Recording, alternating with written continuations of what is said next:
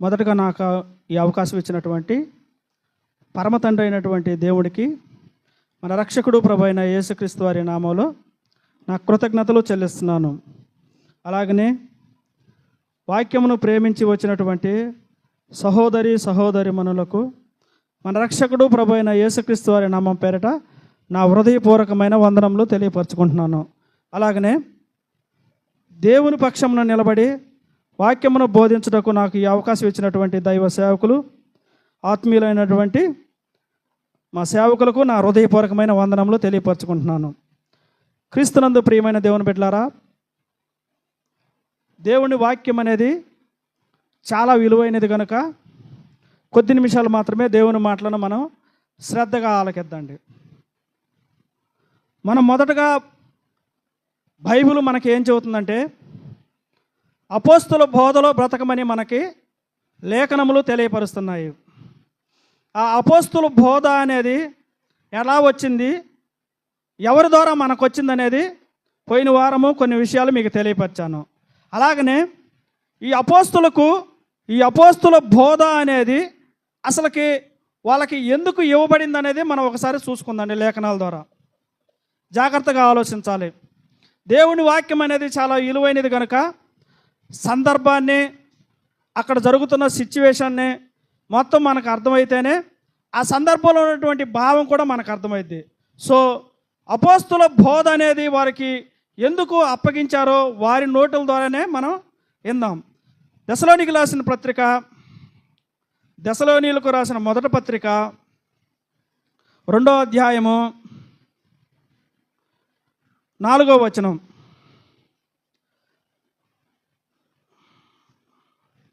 దెసలోనీయులకు రాసిన మొదటి పత్రిక, సువార్తను మాకు అప్పగించుటకు యోగ్యులమని దేవుని వలన ఎంచబడిన వారిమై మనుషులను సంతోషపెట్టు వారము కాక మన హృదయములను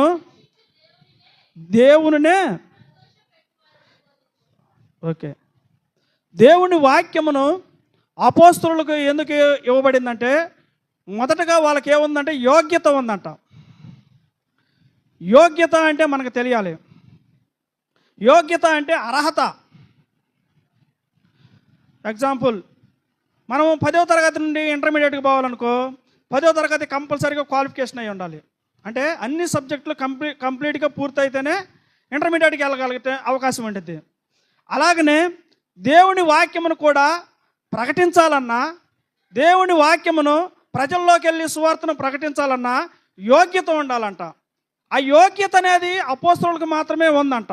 ఎందుకు వారికి ఉంది ఆ యోగ్యత అంటే, దేవుణ్ణి మొట్టమొదటిసారిగా దేవుని పక్కన ఉండి, యేసుక్రీస్తు వారి పక్కన ఉండి దేవుని మాటలను విన్నది వారే, సూచింది వారే, ప్రకటిస్తుంది కూడా వారే. ఎందుకు వచ్చింది ఆ అవకాశం? యోగ్యులమని ఎందుకు అనుకుంటున్నారు? ఆనాడు యేసుక్రీస్తు వారి పక్క నుండి యేసుక్రీస్తు వారు దేవుని మాటలు ఏవైతే బోధించారో ఆ మాటలను ఉన్నట్టుగా ఖచ్చితంగా బోధించిన వాళ్ళు ఎవరన్నా ఉన్నారంటే అపోస్తలులు. అందుకనే దేవుని వాక్యమును ప్రకటించడానికి మేము యోగ్యులమే అంటున్నారు. అంటే మేము ఎక్కడ కూడా కలపట్లా.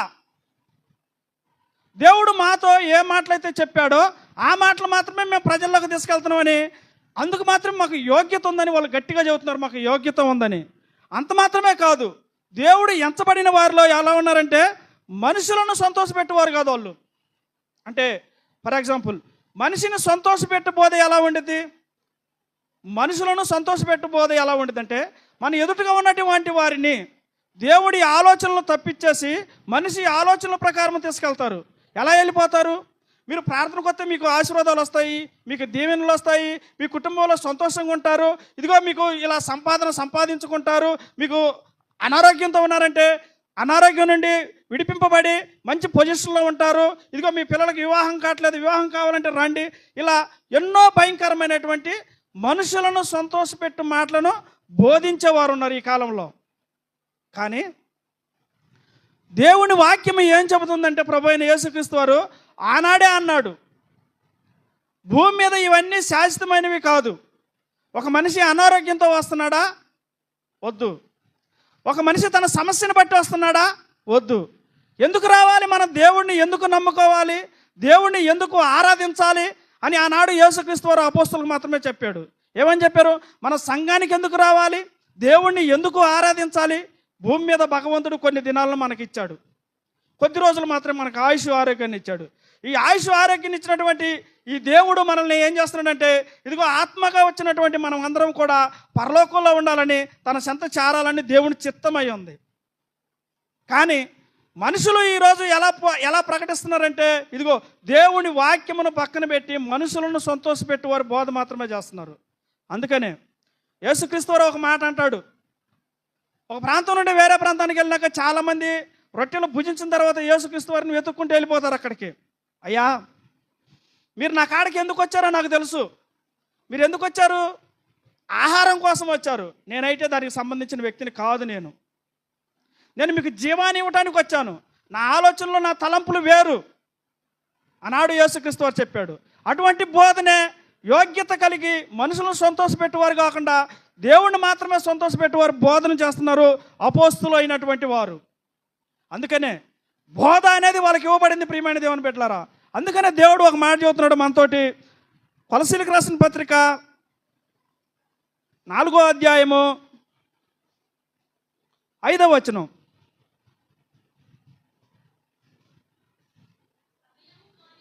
సమయమును పోనీయక సద్వినియోగము చేసుకొనుము, సంఘమునకు వెలుపటి వారి ఎడల జ్ఞానము కలిగి నడుచుకోవాలి.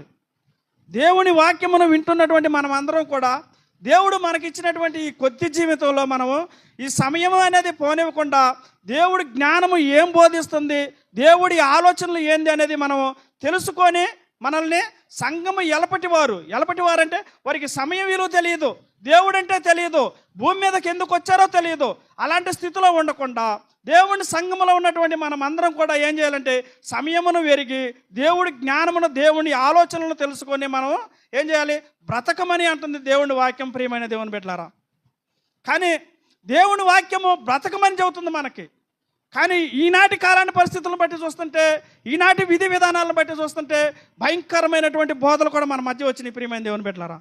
అందుకనే యోహాను గారు రాసిన పత్రిక ఒకసారి చూడగలిగితే 2వ అధ్యాయము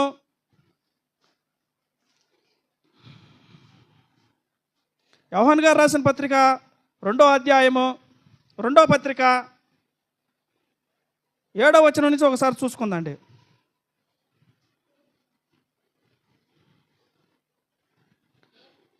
యేసుక్రీస్తు శరీరధారి అయి వచ్చనని ఒప్పుకొనని వంచకులు అనేకులు లోకములో సాలమ్మ చెబుతున్నాడు. అపోస్తలుడైన యోహాను గారు చెబుతున్నారు. ఏమని చెబుతున్నారు? యేసుక్రీస్తు శరీరధారి అయి వచ్చినని ఒప్పుకొని వంచకులు అనేకులు ఉన్నారంట, భూమి మీదకి వచ్చారంట. అందుకనే యోహాను రాసిన సువార్తలో 1వ అధ్యాయం 1వ వచనంలో అంటాడు, ఆదియందు వాక్యముండెను, వాక్యము దేవుని యొద్ద ఉండెను, ఆ వాక్యమే దేవుడై ఉండెను, ఆ వాక్యమే శరీరధారి అయి మన మధ్య కృపా సత్య సంపూర్ణునిగా మన మధ్య ఉండెను. కానీ ఆనాడు ఎలాగైతే మొదటి శతాబ్దంలో యేసుక్రీస్తు వారు దేవుడు కాదనే భయంకరమైనటువంటి బోధలు ఉన్నాయో, ఈ కాలంలో కూడా అటువంటి బోధలు ఉన్నాయి, ప్రియమైన దేవుని బిడ్డలారా. ఈ కాలంలో కూడా ఇప్పుడు కూడా ఏమంటున్నారంటే చాలామంది వరకు ఆనాడు ఎవరైతే ఆ దేవుడికి వ్యతిరేకంగా ఉన్నారో ఈ కాలంలో కూడా యేసుక్రీస్తు వారు శరీరధారిగా రాలేదు, ఒకవేళ ఆయన వచ్చినా కానీ దేవుడు కాదు అని చెప్పే పరిస్థితిలో చాలామంది ఉన్నారు, ప్రియమైన దేవుని బిడ్డలారా. దేవుని వాక్యమును ప్రకటిస్తారు. అందుకనే మీకు మొదటగా నేను దశలోనికి రాసిన పత్రికలు చదివింది, మేము మనుషులను సంతోషపెట్టువారు కాదంటున్నాడు దేవుడు. అపోస్తలులు ఏమంటున్నారంటే మేము మనుషులను సంతోషపెట్టువారు బోధ కాదంటున్నారు. కానీ వీళ్ళు ఏం చేస్తున్నారు? భిన్నమైన బోధన తీసుకొస్తున్నారు సంఘంలోకి, ఒక అబద్ధమైన బోధన తీసుకొస్తున్నారు. యేసుక్రీస్తు వారి దైవత్వం మీద బురద జల్లే బోధ తీసుకొస్తున్నారు. మనం జాగ్రత్తగా ఆలోచించుకోవాలి. అందుకనే మనకు దేవుడు కొద్దిగానే ఇచ్చాడు సమయాన్ని. ఈ సమయంలో మనము దేవుడి వాక్యాన్ని మనం జాగ్రత్తగా ఆలోచించుకోవాలి. దేవుని వాక్యమును మనం ఆలోచించుకోలేకపోయామనుకో మనం ఖచ్చితంగా భయంకరమైన స్థితిలోకి వెళ్ళిపోయే పరిస్థితి ఉండేది, ప్రియమైన దేవుని బిడ్డలారా. సో దేవుడి వాక్యమును వింటున్నటువంటి మనం అందరం కూడా దేవుని వాక్యాన్ని జాగ్రత్తగా ఆలకించాలి. దేవుడు అనే పదానికి మనకు అర్థం తెలియాలి. మనం మాట్లాడే ప్రతి మాట కూడా, మనం మాట్లాడే ప్రతి మాటకు కూడా అర్థము, దానిలో ఉన్నటువంటి భావం మనకు తెలిసే వారిలాగా ఉండాలి. ఏదో దేవుడు మనకు అవకాశం ఇచ్చాడు కదా, మనం ఏదో మాట్లాడుతున్నామని నోటికి వచ్చినట్టు మనకు నచ్చినట్టు అనేక రకాలమైన మాటలు మాట్లాడామనుకో, ఆ మాటలో ఉన్నటువంటి అర్థము పరమార్థం ఏమైందంటే వ్యర్థమైపోయింది ప్రియమైన దేవుని బిడ్డలారా. సో దేవుడి మాటను ప్రకటించేటప్పుడు కానీ, దేవుడి మాటను పలకరించేటప్పుడు కానీ, అలాగే నువ్వు ప్రార్థించేటప్పుడు కానీ, దేవుని మాటలు ఏ మాటలైతే పలుకుతున్నావో ఆ మాటల్లో ఉన్నటువంటి అర్థము పరమార్థము దేవునికి మహిమకరంగా ఉండాలి ప్రియమైన దేవుని బిడ్డలారా. అందుకనే దేవుని లేఖనాలు కూడా మనకు స్పష్టంగా తెలియపరుస్తున్నాయి. దేవుని యొక్క సర్వ పరిపూర్ణత ఎవరిలో ఉందంటే క్రీస్తులో ఉంది. దేవుడికి ఉన్నటువంటి పరిపూర్ణమైన లక్షణాలు ఎవరిలో ఉన్నాయి అంటే క్రీస్తులో ఉన్నాయి ప్రియమైన దేవుని బిడ్డలారా. అందుకనే అపోస్తలులు ఆనాడు యోగ్యత కలిగి ఉన్నారు కాబట్టి యేసుక్రీస్తు వారిని గురించి ఇంత గొప్పగా చెప్పగలుగుతున్నారు. యేసుక్రీస్తు వారిలో ఉన్నటువంటి లక్షణాలను ఈ విధంగా వివరించగలుగుతున్నారు ప్రియమైన దేవుని బిడ్డలారా. ఒక మనిషికి రక్షణ రావాలన్నా కానీ, ఒక మనిషి దేవుళ్ళో బ్రతకాలన్నా కానీ, ఒక మనిషి దేవుని సంఘంలో జీవించాలన్నా కానీ మొట్టమొదటిసారిగా యేసుక్రీస్తు వారిని నువ్వు అంగీకరించాలి ప్రియమైన దేవుని బిడ్డలారా. భూమి మీద సర్వాధికారాలు యేసుక్రీస్తు వారికి ఉన్నాయి. నువ్వు యేసుక్రీస్తు వారిని నువ్వు అంగీకరించలేదనుకో, ఎక్కడికి వెళ్ళిపోయింది? నువ్వు భయంకరమైన స్థితిలోకి వెళ్ళిపోతావు. అందుకనే దేవుడు ఎవరికి యోగ్యత ఉందో వాళ్ళకి మాత్రమే వాక్యమును అప్పచెబుతున్నాడు ప్రియమైన దేవుని బిడ్డలారా. అందుకనే మనం చాలా జాగ్రత్తగా ఉండాలి. అందుకనే తిమోతి గారికి రాసిన 2వ పత్రిక 3వ అధ్యాయం 1వ వచనం ఒకసారి చూడగలిగితే, తిమోతి గారికి రాసిన 2వ పత్రిక 1వ అధ్యాయం 3వ వచనం చూడగలిగితే ప్రియమైన దేవుని బిడ్డలారా, తిమోతి గారికి రాసిన 2వ పత్రిక 3వ అధ్యాయం 1వ వచనం, అంత్య దినములలో అపాయకరమైన కాలములు వచ్చునని తెలుసుకొనము. ఏలయనగా మనుషులు స్వార్థప్రియులు, ధనాపేక్షలు, బింకములాడువారు, అహంకారులు, దూషకులు, తల్లిదండ్రులకు అవిధేయులై, కృతజ్ఞత లేనివారు, చాలమ్మ, అపవిత్రులు. ఇక్కడ దేవుడు మనతో ఏం చెబుతున్నాడంటే అంత్యకాల దినముల్లో భయంకరమైనటువంటి అపాయకరమైనటువంటి కాలములు వచ్చుతున్నవి. అపాయము అంటే ప్రమాదము. ఏముంది ఆ ప్రమాదము? ఒక మనిషి భూమి మీదకి వచ్చిన తర్వాత తను జీవిస్తున్న జీవిత కాలంలో ప్రమాదం ఏదైనా ఉంది అంటే, దేవుని సంఘంలో ఉన్నటువంటి వారికి అపాయకరం ఏమైనా ఉందంటే బోధల నుండి తప్పిపోవటమే అపాయకరమైనటువంటి కాలము. ప్రియమైనటువంటి దేవుని బిడ్డలారా, ఆనాడు పాత నిబంధన గ్రంథంలో కాలంలో కూడా కొంతమంది అపాయకరమైన వాళ్ళు ఉన్నారు. అలాగనే నూతన నిబంధనలోకి వచ్చిన తర్వాత కూడా అపాయకరమైనటువంటి కాలములు వచ్చుచున్నవి. అంటే అపాయకరమైన కాలములు అంటే ఇప్పుడున్నవే, మొదటి శతాబ్దంలో ఉన్నాయి, అలాగనే ఇప్పుడు కూడా ఉన్నాయి. ఆ అపాయకరమైన కాలము ఏదంటే యేసుక్రీస్తు వారు దేవుడు కాదు అని చెప్పుకునే కాలము. యేసుక్రీస్తు వారి మీద బురద జల్లే కాలం వచ్చింది. యేసుక్రీస్తు వారిని రక్షకుడిగా అంగీకరించిన కాలం వచ్చింది. యేసుక్రీస్తు వారి మీద దుర్బోధలు చేసే బోధకులు వస్తున్నారు. అందుకని అపాయకరమైన కాలంలో వచ్చుతున్నవి, భయంకరమైన కాలంలో వచ్చినాయి. ఇప్పుడు మన కళ్ళ ముందర చూస్తున్నాం. ఆనాడు యేసుక్రీస్తు వారు ఏ మాటలైతే చెప్పారో ఆ మాటల్లో ఖచ్చితంగా మనం వింటున్నాము, చూస్తున్నాము కూడా కళ్ళతోటి. జాగ్రత్తగా ఉండాలి ప్రియమైన దేవుని బిడ్డలారా. మనం అపాయకరమైన స్థితిలో ఉన్నాము. ఏలయనగా మనుషులు స్వార్థప్రియులు. మనుషులు ఎలాంటి వాళ్ళు? స్వార్థప్రియులు. తనకు నచ్చినట్టు ఎలాగైనా బోధించుకుంటారు. ఫర్ ఎగ్జాంపుల్, వాక్యమును చెబుతున్న ఒక సేవకుడు ఉంటాడు. తన యొద్దకు అనేక మంది అనేక జనాంగాన్ని తీసుకొచ్చుకోవాలంటే ఏం చేయాలి? మనుషులను సంతోషపెట్టు బోధ చేయాలి, వాళ్ళని ఆనందపెట్టే బోధ చేయాలి. కానీ అక్కడికి వస్తున్న వారికి, సంఘంలో కూర్చున్న వాళ్ళని మనం ఏనాడని సరే ఒక ప్రశ్న వేసామనుకో, వాళ్ళు ఏం చెబుతారు? నువ్వు బాప్తిసం ఎందుకు తీసుకున్నావు అని అడిగామనుకో, అదేంది అలా అడిగామంటారు. దేవుని ఎందుకు నమ్మావు అని అడిగామనుకో, అర్థం తెలియదు. దేవుడు అంటే అర్థం తెలియని వాళ్ళు ఉన్నారు. దేవుడిని ఎందుకు నమ్మావంటే తెలియని వాళ్ళు ఉన్నారు. నువ్వు బాప్తిసం ఎందుకు తీసుకున్నావంటే అర్థం తెలియని వాళ్ళు ఉన్నారు. ఇవన్నీ తెలియకుండా నువ్వు రక్షణ తీసుకొని నువ్వు దేవుడు పనులు చేసినా, ఎన్ని పనులు చేసినా జీరో. మనం ఒక ప్రాంతం నుండి ఇంకొక ప్రాంతానికి మనం బయలుదేరి వెళ్తున్నాం అనుకో, ఆ ప్రాంతం స్థితిగతులు, ఆ ప్రాంతానికి మనం ఎందుకు వెళ్తున్నామో మనకు తెలియాలి. మనకు తెలియకుండా నువ్వు ప్రయాణం చేసావనుకో, ఏమైంది? ఎటు వెళ్ళిపోతావో తెలియదు, ఎందుకు పోయావో తెలియదు, ఏ స్థితిలోకి వెళ్ళిపోతావో కూడా తెలియదు. ప్రియమైనటువంటి దేవుని బిడ్డలారా, బోధ అనేది చాలా యోగ్యమైనది. మనం అపోస్తుల బోధలో ఉంటేనే మనకు పరలోక రాజ్యం వచ్చేది.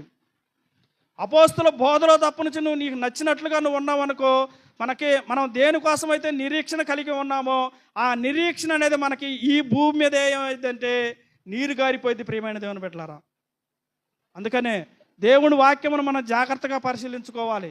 దేవుని వాక్యమును మనం జాగ్రత్తగా వినాలి. ఒక సేవకుడు వాక్యం ప్రకటిస్తున్నాడు అనుకో, ప్రకటించిన వెంటనే ఆయన మాటలో ఎలా చెబుతున్నాడు, ఆ మాటలో ఉన్నటువంటి భావం ఏంది, ఆ భావంలో ఉన్నటువంటి పరమార్థం ఏంది మనం తెలుసుకోవాలి. లేఖనాలు అలా ఉండయాలేవో కూడా చూసుకోవాలి. సేవకుడు చెప్పిన మాటలే విన్నావు అనుకో ఏమైపోయింది, నరకానికి వెళ్ళిపోతావు. సేవకుడిని కాదు మనం ఫాలో కావాల్సింది. మనం ఫాలో కావాల్సింది ఎవరిని? దేవుణ్ణి. దేవుని వాక్యమును మనం ఫాలో కావాల్సింది. ఇదిగో నేనే మార్గమును, నేనే సత్యమును, నేనే జీవమును అన్నాడు ప్రభు అయిన యేసుక్రీస్తు వారు. ఆ మార్గదర్శకుడైనటువంటి యేసుక్రీస్తు వారి వైపు మనం చూడాలి. అందుకనే పౌలు గారు అంటున్నారు, నేను క్రీస్తును పోలి నడుచుకున్నాను, మీరు నన్ను పోలి నడుచుకోండి అంటున్నాడు. ఎవరినో ఒకరిని తీసుకోవచ్చుగా ఆదర్శంగా. ఆయనకి వాక్యం నేర్పిన వాళ్ళు ఉండారుగా, విద్వాంసకారులు ఉండారుగా, విద్యను అభ్యసించిన వాళ్ళు ఉండారుగా, వాళ్ళందరి వైపే చూడొచ్చుగా. పౌలు గారు చూడలేదు. ప్రియమైన దేవుని బిడ్డలారా, దేవుని వాక్యం వైపు, దేవుడి వైపు చూశాడు. ప్రియమైన దేవుని బిడ్డలారా, మనము కూడా దేవుని వాక్యం వైపే మనం చూడాలి. సేవకుడి వైపు కాదు మనం చూడాల్సింది. సేవకుడు చెబుతున్న ప్రతి మాటను కూడా మనం ఆలోచించుకోవాలి. అలాగనే వాక్యములు అలా ఉందో లేదో కూడా చూసుకోవాలి. మనం ఆ లేఖనములను మనం చూడలేదనుకో, ఆ సందర్భాన్ని, ఆ విధానం ఏంది మొత్తం చూసుకోవాలి జాగ్రత్తగా. చూసుకోకుండా ఏదో సేవకుడు ప్రకటించాడు, బోధించాడు, నోటికి వచ్చిన మాటలు నాలుగు చెప్పాడు, వెళ్ళిపోయాడు అనుకున్నారనుకో, ఖచ్చితంగా మీరు భయంకరమైన స్థితిలోకి వెళ్ళిపోయే పరిస్థితి ఉండేది. ప్రియమైన దేవుని బిడ్డలారా, అందుకనే వాక్యమును మనం జాగ్రత్తగా చదవాలి, బైబిల్ని అధ్యయనం చేయాలి. ఈ సందర్భం ఏంది, ఎందుకు మాట్లాడారు, మాట్లాడాల్సిన అవసరం ఏంది, ఈ పరిస్థితులు ఏంది. మనం పరలోకం కావాలి కదా, భూమి మీద కొద్ది దినాలే కదా మనం జీవించేది. ఈ కొద్ది దినాలైనా సరే దేవుని వాక్యంలో బ్రతుకుతున్న మనం అందరం కూడా ఖచ్చితంగా లేఖనములను జాగ్రత్తగా పరిశీలించుకోవాలి. ప్రియమైన దేవుని బిడ్డలారా, లేఖనములను పరిశీలించుకోవాలంటే మనకు ఎలా అర్థమైంది అంటారా? జన్మనిచ్చిన తల్లిదండ్రులతో మనం సహవాసం చేస్తూ ఉంటాం. ఒక్కొక్కరు అంటారు, మా అమ్మ నాకు ఎంతకాలం అయినా కానీ మా అమ్మ నాకు అర్థం కాలేదంటారు, మా నాన్న నాకు అర్థం కాలేదంటాడు. కానీ అర్థమైంది, తల్లిదండ్రి హృదయంలో నువ్వు ఉండలా, వాళ్ళని ఆలోచించే స్థితిలో లేవు. నువ్వు ఏదో జన్మనిచ్చారు నా తల్లిదండ్రులు, తన బాధ్యతలను తను నెరవేరుస్తున్నారు అనుకుంటున్నావు. ఎప్పటికీ కూడా నీకు అర్థం కాదు తల్లిదండ్రులు ఉన్నటువంటి భావం, వాళ్ళలో ఉన్నటువంటి అర్థం. అలాగనే ప్రియమైన దేవుని బిడ్డలారా, ఒక్కసారి దేవుని హృదయంలోకి వెళ్ళండి, దేవునితో సహవాసం చేయండి. దేవుని ఆలోచనలు ఏంది, దేవుని ఉద్దేశాలు ఏంది, దేవుడు మనతో ఏం మాట్లాడాలనుకుంటున్నాడు సమస్తం కూడా మనకు తెలియపరుస్తాడు. తల్లిదండ్రులు అంటారు, మంచిగా చదువుకుంటే మంచిగా ఉద్యోగం వచ్చిందయ్యా నీకు అంటారు. భవిష్యత్తు మనకు చెబుతుంది తల్లిదండ్రులు. దేవుడు కూడా మనకు చెబుతున్నాడు, మీరు జాగ్రత్తగా నా యందు భయభక్తులు కలిగి బ్రతకండి, జీవించండి, మీకు నేను ఉన్నతమైన లోకాన్ని ఇస్తానంటున్నాడు. అంటే దేవుణ్ణి మనం ఆనుకోనుండి దేవునితో మనం సహవాసం చేయగలిగితే ఈ 66 పుస్తక గ్రంథంలో ఉన్నటువంటి ప్రతి లేఖనము కూడా మనకు అర్థమైద్ది. ఒక్కొక్కరు చాలామంది అంటూ ఉంటారు, ఏమని, నేను 20 సార్లు చదివాను, 30 సార్లు చదివాను, 4 సార్లు చదివాను, ఎన్నో రకాలుగా చెప్పుకుంటారు. నువ్వు ఎన్నిసార్లు చదివినా ఉపయోగం ఉండదు. ప్రియమైన దేవుని బిడ్డలారా, దేవుని వాక్యం అనేది దేవుడితో సహవాసం చేస్తేనే దేవుడి మాటలు నీకు అర్థమయ్యేది. ఒకవేళ దేవుడితో సహవాసం చేయకుండా నువ్వు ఎన్నాళ్ళైనా సరే నువ్వు సంఘానికి వచ్చావనుకో, ఎప్పటికీ కూడా ఆయన ఆలోచనలు నీకు తెలియదు, ఎప్పుడు నువ్వు జీరోవే. స్కూల్కి వెళ్ళేటప్పుడు టీచర్ చెప్పే పాఠాలను నిదానించి ఆలోచించుకోవాలి, జాగ్రత్తగా రాసుకోవాలి. అప్పుడు నువ్వు ఎగ్జామ్ పెట్టినప్పుడు ఏం జరిగింది, ఖచ్చితంగా మంచిగా నీటికి ఎగ్జామ్ రాయగలుగుతావు, ఉన్నతమైన స్థానానికి వెళ్ళగలుగుతావు. అలాగనే దేవుని వాక్యమును కూడా మనం పరిశీలించుకోవాలి. దేవుని వాక్యమును మనం పరిశీలించుకోవాలి, జాగ్రత్తగా వినగలిగితేనే మనం అనుకున్న గమ్యానికి చేరగలుగుతాం. సో ప్రతి ఒక్కరు కూడా దేవుని మాటలను శ్రద్ధాశక్తులతో ఆలకించాలని, ప్రతి ఒక్కరు కూడా దేవుని వాక్యంను జాగ్రత్తగా పరిశీలించి చూసుకోవాలని, అలాగనే యేసుక్రీస్తు వారిపై జరుగుతున్నటువంటి భయంకరమైనటువంటి అపాయకరమైనటువంటి రోజుల్లో భయంకరమైనటువంటి దుర్బోధలు వచ్చినాయి కాబట్టి మనం అందరం కూడా దేవుని పక్షంలో ఉండాలని మనస్ఫూర్తిగా కోరుకుంటూ ఈ కొద్ది మాటలను ముగిస్తున్నాను. ప్రార్థన చేసుకుందండి. మహాపరిశుద్ధుడా, ప్రేమ నమ్మకం కలిగిన మా కన్న తండ్రి, నీ పరిశుద్ధమైన మహోన్నతమైన నామమునకు మా ప్రభువును మా రక్షకుడైన ప్రభు అయిన యేసుక్రీస్తు వారి నామం పేరట మీకే స్తుతులు స్తోత్రములు చెల్లిస్తున్నాం నా తండ్రి. ఇదిగో నా తండ్రి, ఇప్పటి వరకు నీ పక్షం నుండి నా తండ్రి కొన్ని మాటలను బోధించాను నా తండ్రి. బోధించిన నేను నా తండ్రి మొదటగా నన్ను జ్ఞాపకం చేసుకున్న తండ్రి. నన్ను నేను బోధించి నా తండ్రి ఆ మాటల ప్రకారము బ్రతకకుండా నా తండ్రి భ్రష్టున్నైపోకుండా ఉండుటకు కూడా నీ కృపను నాకు అనుగ్రహించండి నా తండ్రి. ఇంటున్న నీ బిడ్డలను జ్ఞాపకం చేసుకున్న తండ్రి. ఈయన వారు మాత్రమై ఉండి వారు మోసపుచ్చుకొనక నా తండ్రి వారి హృదయంలో నా తండ్రి ఈ వాక్యమును ఉంచుకొని నా తండ్రి వాక్యానుసారమైన జీవితాన్ని బ్రతికే భాగ్యమును కూడా అనుగ్రహించండి నా తండ్రి. ముందులో ఉన్న సమయం అంతటి కూడా జ్ఞాపకం చేసుకున్న నా తండ్రి. తర్వాత రెండవ వర్తమానంలో నా తండ్రి నీ దాసుడు నీ లేఖనములను పట్టుకొని నా తండ్రి మీ పక్షమును బోధించుచుండగా నా తండ్రి నీ కృపను కావుదాలను అనుగ్రహించండి నా తండ్రి. ముందున్న సమయం అంతటి కూర నా తండ్రి మీరు మాత్రమే మహిమ ఘనత ప్రభావాలు ఆరోపించుకోమని ఈ కొద్ది ప్రార్థన మా రక్షకుడు ప్రభు అయిన యేసుక్రీస్తు వారి నామం పేరట అడిగి వేడుకొని ప్రార్థిస్తున్నాం మా కన్న తండ్రి. ఆమేన్. మీ అందరికీ నా హృదయపూర్వకమైన వందనములు.